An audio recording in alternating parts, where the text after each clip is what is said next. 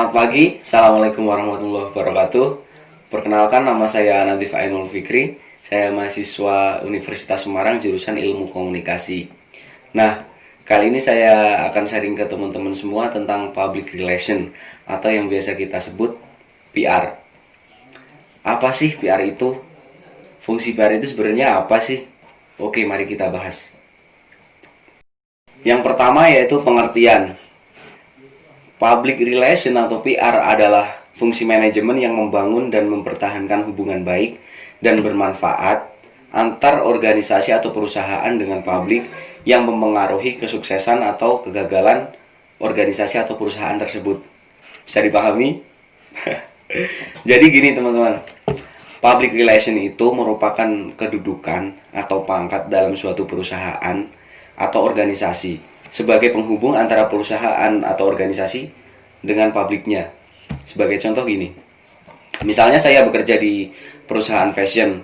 Nah, saya sebagai PR itu fungsinya bagaimana caranya saya menghubungkan antara perusahaan fashion saya dengan public fashion gitu loh. Public fashion di sini ya bisa berarti konsumen. Jadi saya sebisa mungkin membuat hubungan antara perusahaan dan public fashion itu baik gitu teman-teman. Materi yang berikutnya yaitu pentingnya public relation. Saya pernah membaca sebuah survei yang diadakan oleh American Advertising Federation atau AAF tentang 1.800 eksekutif bisnis. Para eksekutif diberi pertanyaan departemen mana yang lebih penting bagi keberhasilan perusahaan mereka. Hasil tersebut menunjukkan bahwa public relation menduduki tingkat 3 teratas setelah pembangunan produk dan perencanaan strategis. Kemudian disusul oleh periklanan, penelitian, dan pengembangan atau litbang dan hukum. Dalam konsep marketing kuno diperkenalkan 4P, yaitu produk, price, place, dan promotion.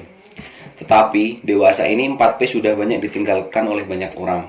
Tetapi saat ini diperkenalkan dengan 6P dengan 2 tambahan yaitu power dan public relation. Yang berikutnya yaitu syarat menjadi PR. Nah, menarik nih teman-teman. Sebenarnya syarat menjadi PR tuh apa sih? Oke, mari kita bahas.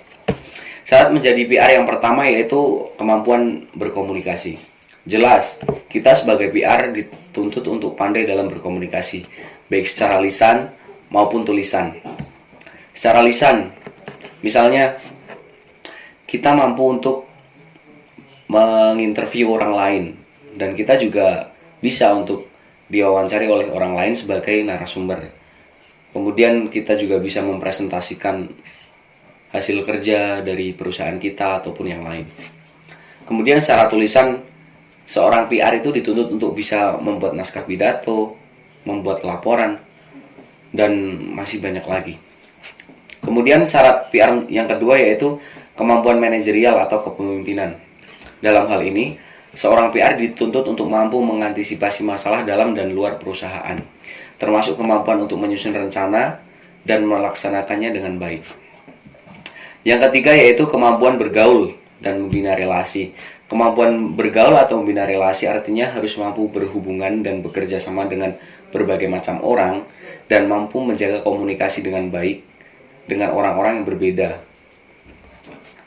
atau sama tingkatannya. Yang keempat yaitu memiliki integritas dan kepribadian yang utuh dan jujur. Nah, ini penting teman-teman. Kepribadian yang utuh dan jujur artinya seorang PR harus memiliki kredibilitas yang tinggi, yakni dapat diandalkan dan dipercaya oleh orang lain, dan dapat diterima sebagai orang yang memiliki kepribadian yang utuh dan jujur. Yang kelima yaitu memiliki imajinasi. Imajinasi dalam hal ini berarti seorang PR harus memiliki wawasan yang luas dan kreatif serta inovatif tentunya. Lanjut nih teman-teman ke materi yang berikutnya yaitu fungsi PR. Fungsi PR yang pertama yaitu mengetahui secara pasti dan mengevaluasi pendapat umum yang berkaitan dengan perusahaan. Yang kedua, menasihati para eksekutif mengenai cara-cara menangani pendapat umum yang timbul. Fungsi yang ketiga yaitu menggunakan komunikasi untuk mempengaruhi pendapat umum. Nah, kita masuk ke materi yang terakhir nih teman-teman, yaitu kegiatan PR. Apa sih kegiatan PR itu sebenarnya? Sebenarnya kegiatan PR itu banyak ya teman-teman. Cuman di sini saya akan menyebutkan 3 saja teman-teman. Yang pertama yaitu menjalankan program terencana dan berkesinambungan sebagai bagian dari manajemen organisasi atau perusahaan. Yang kedua, berurusan dengan hubungan antara organisasi atau perusahaan dengan publiknya. Yang ketiga, memantau pengetahuan, pendapat, sikap, dan perilaku dalam dan di luar organisasi. Mungkin itu saja teman-teman yang bisa saya sampaikan. Mohon maaf apabila saya menjelaskan terlalu singkat. Semoga bermanfaat. Semoga next time kita bisa sharing-sharing lagi. Terima kasih, saya Natif Anul Fikri. Assalamualaikum warahmatullahi wabarakatuh.